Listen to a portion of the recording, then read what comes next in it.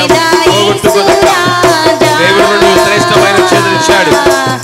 అందును బట్టి గట్టిగా చప్పట్లు కొడుతూ దేవుని మహిమపడతాం.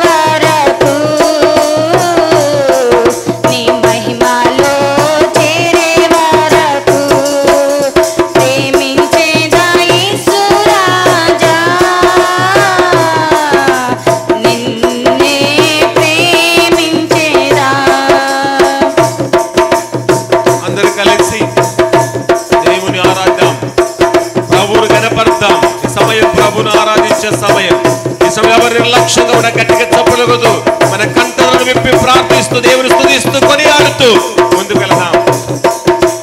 ప్రార్థించేదా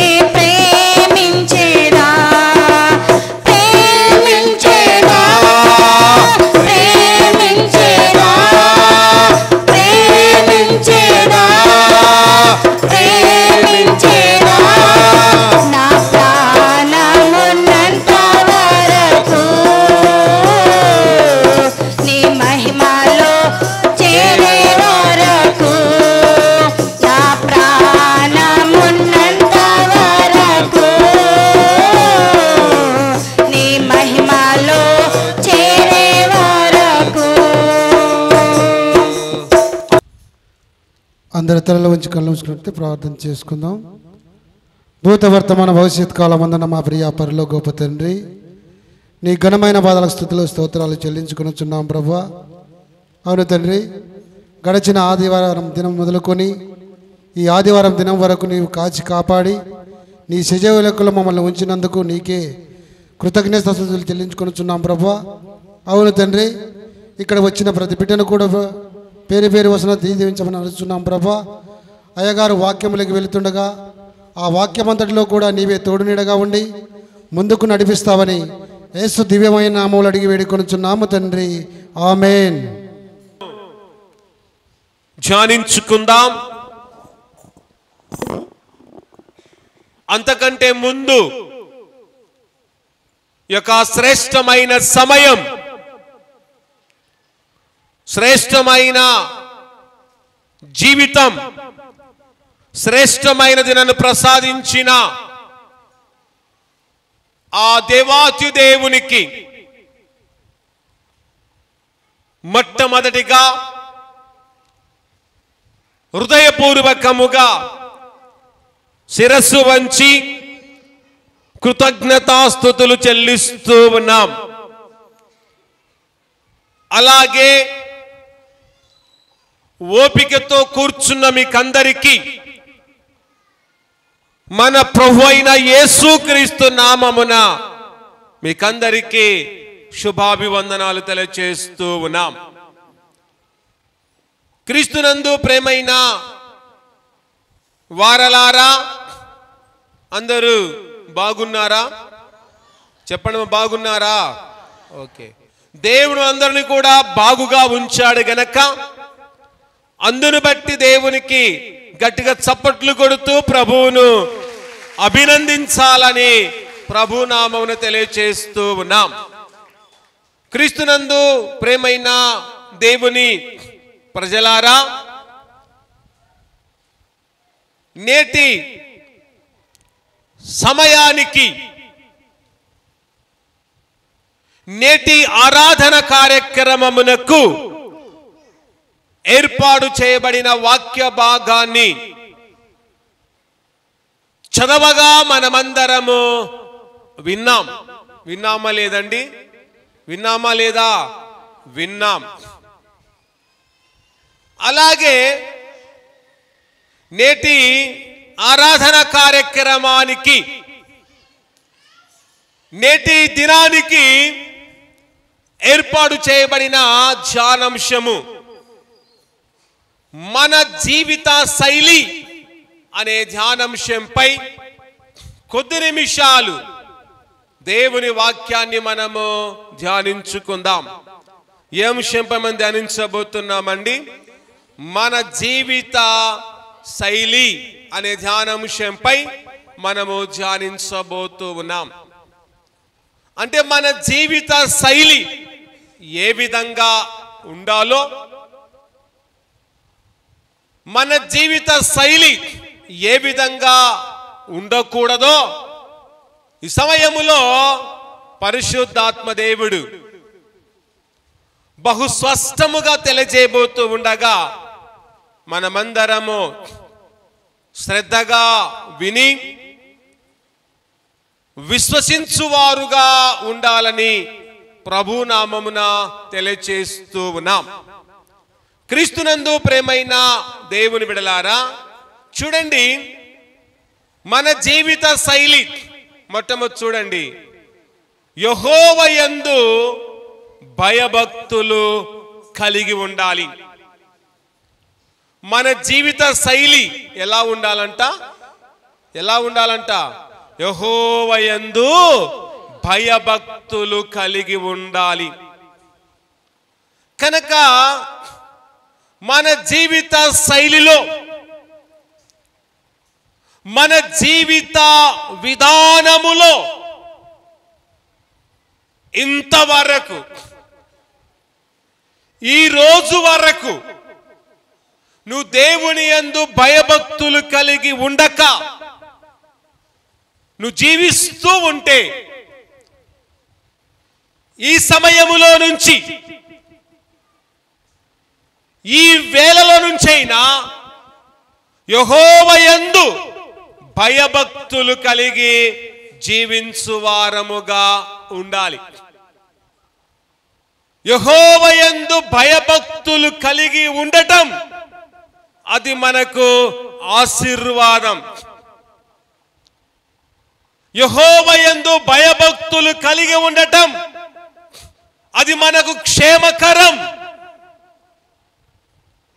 యెహోవాయందు భయభక్తులు కలిగి ఉండటం అది మనకు ధన్యకరం. యెహోవాయందు భయభక్తులు కలిగి ఉండటం అది మనకు మేలు అని జ్ఞాపకము చేసుకొని మనమందరము యెహోవాయందు భయభక్తులు కలిగి జీవించువారముగా ఉండాలి. అలాగే చదివిన వాక్య భాగములో మనం చూస్తే అక్కడ మనకు ఒక ప్రముఖంగా ఒక వ్యక్తి మనకు కనబడుతూ ఉన్నారు. ఎవరు ఆ వ్యక్తి అంటే ఓబద్యను మనము చూస్తూ ఉన్నాం. చూడండి, ఓబద్య అనగా అర్థం ఏమిటంటే యెహోవా సేవకుడు అని అర్థం. ఓబద్య అనగా యెహోవా సేవకుడు. ఈ ఓబద్యను గూర్చి ఈ సమయములో మనము ఆలోచించినట్లయితే ఓబద్య తన యొక్క జీవిత శైలిలో, తన జీవిత విధానములో, తన క్రైస్తవ విధానములో, తన బ్రతుకులో యెహోవాయందు భయభక్తులు కలిగి జీవించిన వాడుగా ఉన్నాడు. అందుకే చదవండి ఒక వాక్య భాగం. చూడండి, మొదటి రాజుల గ్రంథం 18వ అధ్యాయం 3వ వచనం నుండి 4వ వచనం చదువుకుందాం. చదవండి. ఆహాబు తన గృహ నిర్వాహకుడగు ఓబద్యను పిలిచెను. చూడండి, ఇక్కడ ఓబద్య ఎవరి గృహ నిర్వాహకుడుగా ఉన్నాడు? ఆహాబు యొక్క గృహ నిర్వాహకుడుగా ఉన్నాడు. తర్వాత చదవండి. ఈ ఓబద్య యెహోవాయందు భయభక్తులు గలవాడై. చూడండి, ఓబద్య ఎవరియందు భయభక్తుల వాడిగా ఉన్నాడంట? యెహోవాయందు భయభక్తులు గలవాడుగా ఉన్నాడు. అతడు ఎలాగైతే యెహోవాయందు భయభక్తులు గలవాడుగా ఉన్నాడో మన యొక్క జీవిత విధానములో కూడా యెహోవాయందు మనము భయభక్తులు కలిగి జీవించువారముగా ఉండాలి. అతడు యెహోవాయందు భయభక్తులు కలిగి జీవించుచు అతడు చేసిన మంచి కార్యం, మంచి పని ఏమిటి అంటే అక్కడ కింది భాగములో చదవండి. యెజెబెలు యెహోవా ప్రవక్తలను నిర్మూలము చేస్తూ ఉండగా. చూడండి, ఇక్కడ యెజెబెలును మనం చూస్తూ ఉన్నాం. యెజెబెలు యెహోవా ప్రవక్తలు ఏం చేస్తుందంట? నిర్మూలము చేస్తూ ఉంది. యెహోవా ప్రవక్తలను ఆమె చంపడానికి ఆమె పూనుకొని ఉన్నది. ఆ యొక్క సమయములో యెహోవా ప్రవక్తలందరూ ప్రమాదకరమైన స్థాయికి వెళ్ళిపోయారు.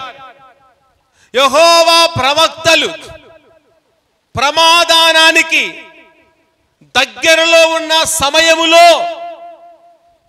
చూడండి, ఓబద్య వారిని రక్షించిన వాడుగా ఉన్నాడు, కాపాడిన వాడుగా ఉండి వారిని ఎంతగానో పోషించిన వాడుగా, సంరక్షించిన వాడుగా ఉన్నాడని దైవ గ్రంథములోనే మనం చూస్తూ ఉన్నాం. చదవండి. నిర్మూలన చేయుచుండగా గృహలో 70 మందిని 100 దాచి అన్నపానములు ఇచ్చి వారిని పోషించెను. చూడండి, ఆమె యెహోవా నిర్మూలన చేస్తూ ఉండగా ఓబద్య చూడండి గృహలో 70 మందిని 100 దాచి ఏం చేశాడంట? అన్నపానమిచ్చి వారిని పోషించిన వాడుగా ఉన్నాడు, వారిని రక్షించిన వాడుగా ఉన్నాడు. రక్షించడం మాత్రమే కాదు, అన్నపానములు ఇచ్చి వారిని పోషించిన వాడుగా ఉన్నాడు. ఎంతమందిని? 100 అనగా 100 మందిని ఆయన పోషించిన వాడుగా ఉన్నాడు. ఎవరిని అంటే దేవుని యొక్క సేవకులను, దేవుని యొక్క ప్రవక్తలను. చూడండి, ఆయన అన్నపానములు ఇచ్చి పోషించిన వ్యక్తిగా ఉన్నాడు ఓబద్యా. కనుక మన జీవితంలో కూడా ఓబద్యాలాగా దేవుని యందు భయభక్తులు కలిగి ఎంతవరకు మనము దేవుని యొక్క సేవకులను మనం పోషిస్తున్నాం, ఎంతవరకు పరిశుద్ధులను మనం పోషిస్తున్నాం, అలాగే దేవుని ఇబ్బందుల్లో ఉన్నప్పుడు ఏ విధంగా మనం ఆదుకుంటున్నామా లేదా అనేది ఒక్కసారి మనము ఆలోచించు వారముగా ఉండాలి. కానీ మనం ఆదుకోలేకపోతున్నాం, సహాయము చేయలేని స్థితిలో మనము ఉండిపోతూ ఉన్నాం. అలాంటి స్థితిలో మనం ఉండకుండా యెహోవా యందు భయభక్తులు కలగడం ఎంత ప్రాముఖ్యమో, ఆపదల్లో కష్టాల్లో ఉన్న సేవకులను ఆదుకోవడం, వారికి సహాయం చేయడం అంతే ప్రాముఖ్యము, అంతే అవసరత అని నేను తెలుసుకుని వారముగా ఉండాలి. కనుక ఎన్ని రోజులు అన్నపానుంచి పోషించక రాయబడలేదు, కానీ ఆయన 100 మందిని కాపాడాడు యెజబేలు చేతిలో నుండి. యెజబేలు యొక్క ఆ యొక్క చేతులను ఆమె వారిని కాపాడి 100 గృహలో దాచి అన్నపానములు ఇచ్చి పోషించిన వీరుడుగా ధీరుడుగా ఉన్నాడు ఓబద్యా. అలాంటి గుణము కలిగి, అలాంటి తత్వము కలిగి, అలాంటి విశ్వాసము కలిగి, అలాంటి భక్తి కలిగి ఈ క్రైస్తవ సంఘాలలో నేను కనబడి, సంఘములలో దేవుని ఎదుట నిలబడి, సంఘములలో దేవుని పని చేస్తూ, సంఘములలో సేవకులను పోషిస్తూ, సంఘములలో దేవునికి నమ్మకస్తులుగా జీవిస్తూ మన యొక్క జీవిత విధమును మనము కొనసాగించు వారముగా ఉండాలి. తర్వాత చూడండి, ఈ యొక్క ఓబద్యా గురించి మనం ఆలోచిస్తే, చూడండి, ఓబద్యా అనే పేరు గలవారు దైవ గ్రంథములో ఎంతమంది ఉన్నారండి? ఓబద్యా అనే పేరు గలవారు దైవ గ్రంథములో ఎంతమంది ఉన్నారు? మన సంఘములో అయితే హనుమంతులు అనేవారు చాలా మంది ఉన్నారు లేదమ్మా? హనుమంతు అనే పేరు గలవారు ఎంతమంది ఉన్నారో మనకు లెక్కకు లేదు. బతకన్ అనేవారు ఎంతమంది ఉన్నారో కూడా మనకు లెక్కకు లేదు. అలాగే హనుమంతులు మన సంఘములో ఉన్నట్టుగా, బ్రతకన్నలు అనే పేరు గలవారు ఉన్నట్టుగా, దైవ గ్రంథములో కూడా ఓబద్యా అనే పేరు గలవారు కొందరు ఉన్నారు. ఎందరు ఉన్నారు అంటే 13 మంది ఉన్నారంట. ఓబద్యా అనే పేరు గలవారు ఎంతమంది ఉన్నారంట అమ్మా? 13 మంది ఉన్నారని దైవ గ్రంథములో మనం చూస్తున్నాం. దైవ గ్రంథములో 13 మంది ఓబద్యాలు ఉన్నారని తెలిసింది. మన సంఘంలో హనుమంతులు ఎంతమంది ఉన్నారో మనకు కూడా లెక్కకు లేదు. ఎందుకంటే అందరూ హనుమంతులు అనే పేరు పెట్టుకున్నారు. ఎందుకు పెట్టుకున్నారో తెలియదు, కానీ చాలా మంది పేర్లను చూస్తే చిన్న హనుమంతు, పెద్ద హనుమంతు, నడిపి హనుమంతు ఇలా పేరు పెట్టుకున్న వారు ఉన్నారు. బతకన్న, చిన్న బతకన్న, పెద్ద బతకన్న పేరు పెట్టుకున్న వారు కూడా చాలా మంది మనకు కనబడుతున్నారు. కనుక ఓబద్యా చాలా చాలా ఉన్నతమైన వాడుగా ఉన్నాడు.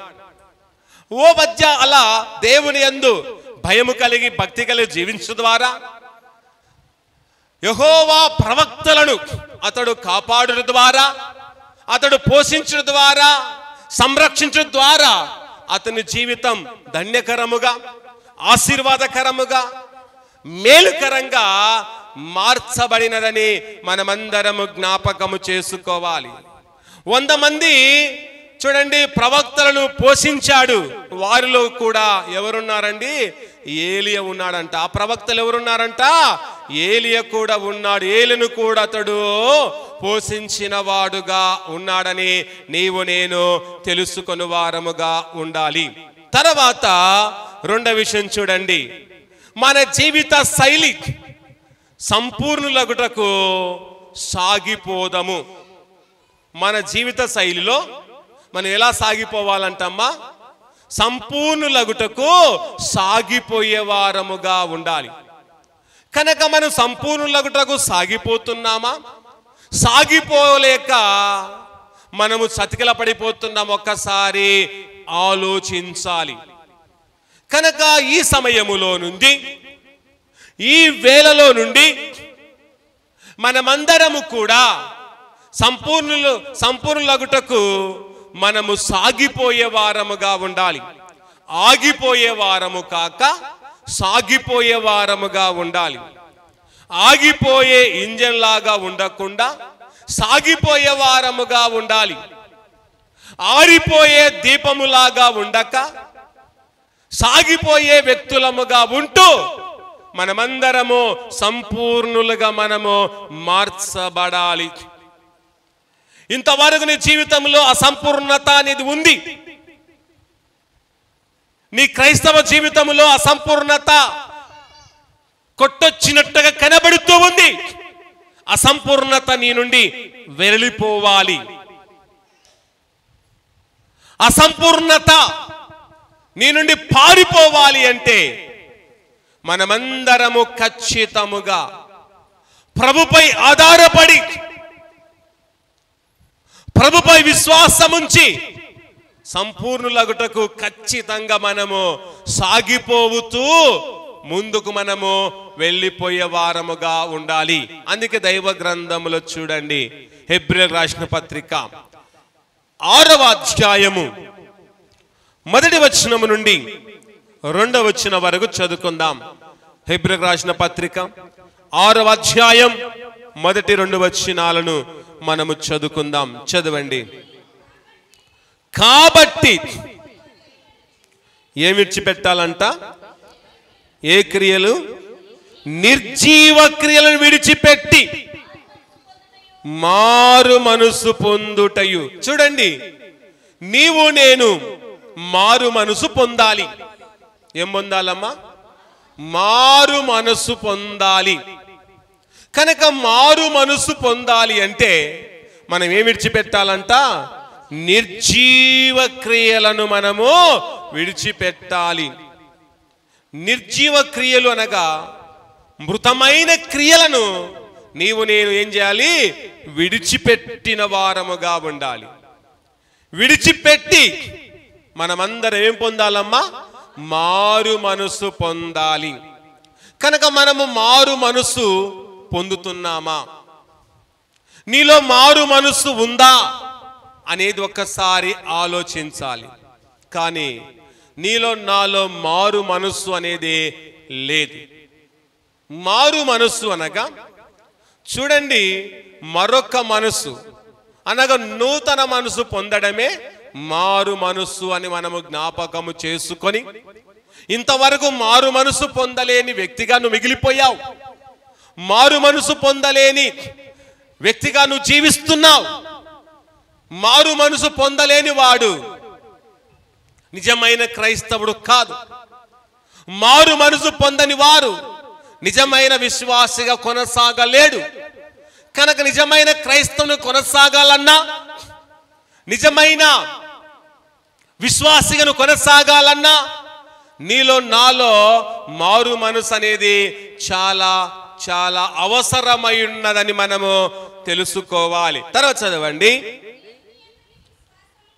దేవుని యందలి విశ్వాసమును బాప్తిసమును గూర్చిన బోధయు, హస్త నిక్షేపణమును, మృతుల పునరుత్థానమును, నిత్యమైన తీర్పును అను పునాది మరలా వేయక క్రీస్తును గూర్చిన మూలోపదేశమును మాని సంపూర్ణులగుటకు సాగిపోదుము. దేనికి సాగిపోవాలంటమ్మా? సంపూర్ణులగుటకు నీవు నేను సాగిపోయే వారముగా ఉండాలి. కనుక మన జీవితములో, మన జీవిత శైలిలో, నీ జీవిత విధానములో ఖచ్చితంగా సంపూర్ణులగుటకు మనము సాగిపోవాలి. ఎవరిలో? ప్రభులో సంపూర్ణులగుటకు సాగిపోవాలి, భక్తిలో సంపూర్ణులగుటకు సాగిపోవాలి, దైవికమైన విషయాల్లో సంపూర్ణులగుటకు సాగిపోవాలి, నీతిలో మనం సంపూర్ణులగుటకు సాగిపోవాలి, క్యారెక్టర్లో మనం సంపూర్ణులగుటకు సాగిపోవాలి, యథార్థతతో మనము సంపూర్ణులగుటకు మనము సాగిపోయే వారముగా ఉండాలి. ఆగిపోయే వారముగా ఉండకుండా సాగిపోవచ్చు.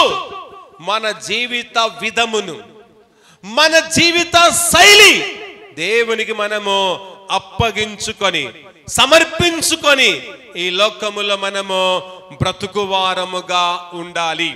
తర్వాత మూడో విషయం చూడండి, మన జీవిత శైలి. దేవుని సన్నిధానమునకు చేరుదము. మన జీవిత శైలి ఎలా ఉండాలంట? ఎలా ఉండాలి? దేవుని సన్నిధానమునకు చేరువారముగా ఉండాలి. ఎక్కడ చేరాలమ్మ? మనమందరం దేవుని సన్నిధానానికి చేరాలి. నువ్వు చేరుతున్నావా? నువ్వు దేవుని సన్నిధికి వస్తున్నావా? లేదా అంటే కొందరు వస్తున్నాం, కొందరు రాలేకపోతున్నాం. కుటుంబంలో 4, 5 మంది ఉంటే ఒకరు మాత్రమే వస్తాం. కుటుంబంలో 10 మంది ఉంటే 2 వస్తాం, మిగతా వారందరూ కూడా ఆబ్సెంట్. దేవుని సన్నిధిలో మాత్రం 2, 3 మాత్రమే ప్రజెంట్ అవుతారు. కానీ దేవుని సన్నిధికి రాలేక చాలా మంది ఆబ్సెంట్ అయిపోయేవారు సమాజంలో మనకెందరో కోకొల్లలుగా కనబడుతూ ఉన్నారు. ఒక విషయాన్ని మనం గమనించాలి. పనికి వెళ్తే కూలి వస్తుంది, పనికి వెళ్ళకపోతే కూలి వస్తుందండి? రాదు. ఇంట్లో కూర్చుంటే మనకు కూలి రానే రాదు. కనుక నువ్వు ఇంట్లో కూర్చుంటే దేవుని ఆశీర్వాదం నీకు రాదు. వీధుల్లో తిరుగుతే దేవుని ఆశీర్వాదం రాదు. బజార్లో ఉంటే దేవుని ఆశీర్వాదం రాదు. టీ ముందర కూర్చుంటే దేవుని ఆశీర్వాదం నీకు రాదు. ముసలమ్మ ముచ్చట్లు కలిగి జీవిస్తూ ఉంటే దేవుని ఆశీర్వాదం రాదు. లోకంలో ఏ ఆటనైనా ఆడుతూ ఉంటే దేవుని ఆశీర్వాదం నీకు రాదు. కాలక్షేపణ కొరకు మనుషులైన వారు రకరకాలైన ఆటలు ఆడుతున్నారు. బారకట్ట ఆడేవారు సమాజంలో ఉన్నారు. పుల్జీతం ఆడేవారు సమాజంలో ఉన్నారు. వారికి ఆశీర్వాదం వస్తుందంటే ఆశీర్వాదము రాదు. అలాగే పేకాట ఆడేవారు సమాజంలో ఉన్నారు. టైం పాస్ కొరకు పేకాట ఆడతారు, చివరికి అప్పులు పాలైపోయే పరిస్థితికి చేరేవారు చాలా మంది ఉన్నారు. కనుక పేకాట ఆడేవారు లేరా సంఘముల సమాజములు అంటే చాలా మంది ఉన్నారు. మటకాడేవారు లేరా అంటే మటకలాడేవారు కూడా చాలా మంది ఉన్నారు. కనుక ఈ ఆటల వలన చాలా మంది కాలక్షేపం అంటారు, కానీ ఈ ఆటలు చూడండి ఒక జూదముతో సమానం. ఈ ఆటలు ఆడేవారందరూ కూడా ఎప్పుడు జీవితంలో బాగుపడరు. ఈ ఆటలు ఆడేవారందరూ కూడా ఎప్పుడు అభివృద్ధిలోనికి రారు. ఈ ఆటలు ఆడేవారందరూ కూడా ఏదో ఒక రోజు ఇబ్బందులు పాలవుతారు. ఈ ఆటలు ఆడేవారందరూ కూడా ఉన్న డబ్బును పోగొట్టుకుంటారు. ఈ ఆటలు ఆడేవారందరూ కూడా ఉన్న మర్యాదను పోగొట్టుకుంటారు.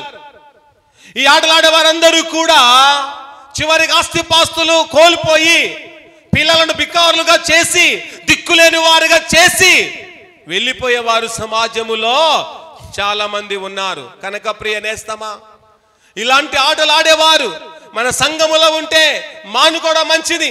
ఇలాంటి ఆటలకు అలవాటు పడిన వారు మానుకొని జీవిస్తే బహు మంచిదని జ్ఞాపకం చేసుకోవాలి.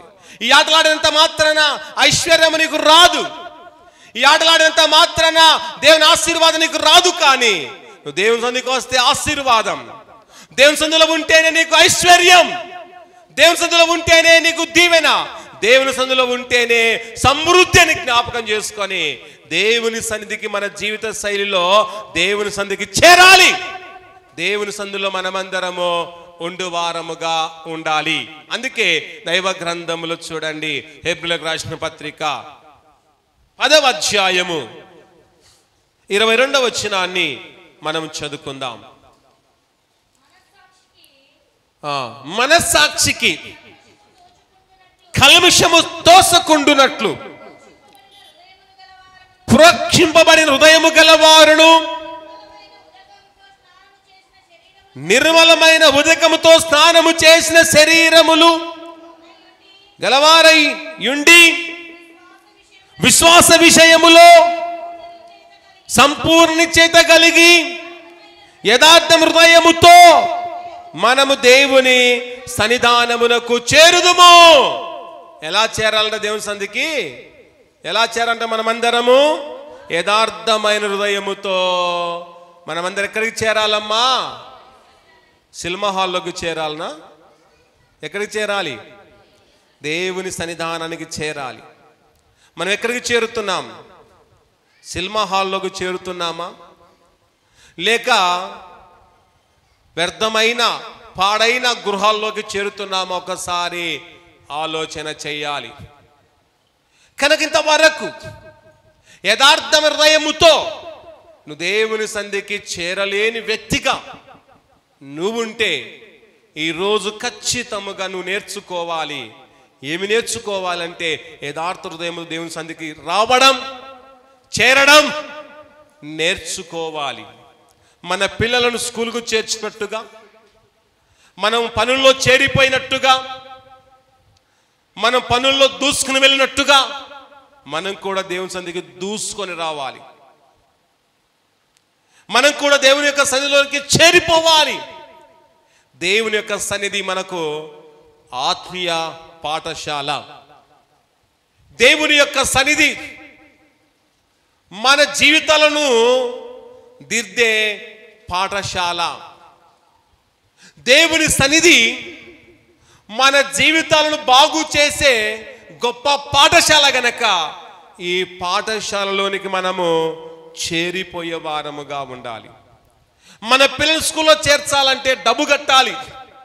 ప్రైవేట్ స్కూల్లో చదివించాలంటే డబ్బు కట్టాలి. కానీ దేవుని ఆలయానికి రావడానికి నువ్వేమైనా డబ్బు కడుతున్నావా? ఏమైనా ఫీ చెల్లిస్తున్నావమ్మా? అయ్యా చెల్లిస్తున్నారా? ఏమి కూడా చెల్లించవలసిన అవసరం లేదు. నువ్వు ఉచితంగా దేవుని మందిరం రావచ్చు, ఉచితంగా తిరిగి వెళ్ళిపోవచ్చు. దేవుని సంధికి నువ్వు హ్యాపీగా రావచ్చు. నిన్ను వద్దనేవారు లేరు, పొమ్మనేవారు లేరు. అందరికీ దేవుని యొక్క మందిరం ఒక ఆలయముగా ఉంది. దేవుని మందిరం మన నివాసముగా ఉంది. దేవుని మందిరం అది విలువైనదిగా ఉంది. అందుకే విలువలేని నీ బ్రతుకు విలువైనదిగా మార్చబడాలి అంటే దేవుని సంధిలో మనము ఖచ్చితంగా చేరిపోవాలి. కనుక దేవుని సంధిలో చేరిపోవాలంటే దేవుని దగ్గర మనం సభ్యత్వాన్ని పొందాలి. ఏం పొందాలమ్మ? దేవుని దగ్గర సభ్యత్వం పొందాలి. ఏమిటి ఆ సభ్యత్వం అంటే? బాప్తీసము పొందాలి.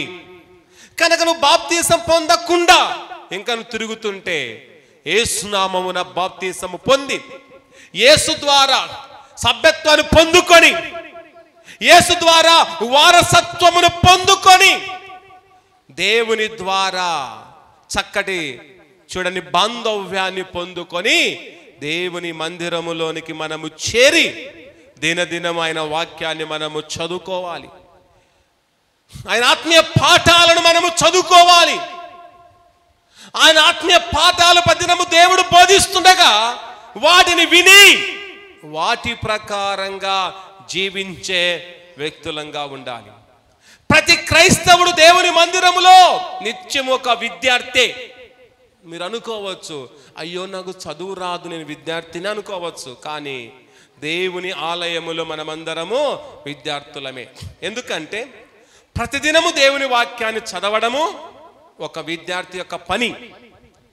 ప్రతిదినము దేవుని వాక్యం వినడము విద్యార్థి పని గనక మనం కూడా దేవుని వాక్యం వినాలి, మనం కూడా దేవుని వాక్యాన్ని చదవాలి. స్కూల్లో ఉపాధ్యాయులు చెప్పే పాఠాలను ఎలాగైతే విద్యార్థులు వింటూ ఉంటారో అలాగే మనం కూడా దేవుడు చెప్పే ప్రతి పాఠం, దేవుడు చెప్పే ప్రతి మాట వింటున్నాం గనక మనము కూడా విద్యార్థులమే, మనం కూడా చదువుకున్న వారేమని నమ్మి గర్విద్దాం, సంతోషిద్దాం.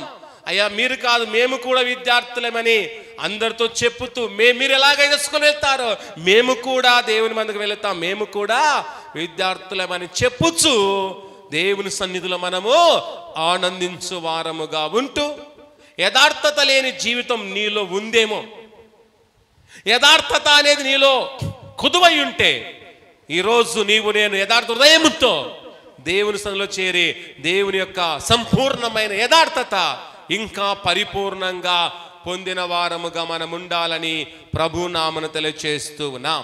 తర్వాత చూడండి, మన జీవిత శైలి ఒప్పుకున్న దానిని నిశ్చలముగా మనము పట్టుకొందము.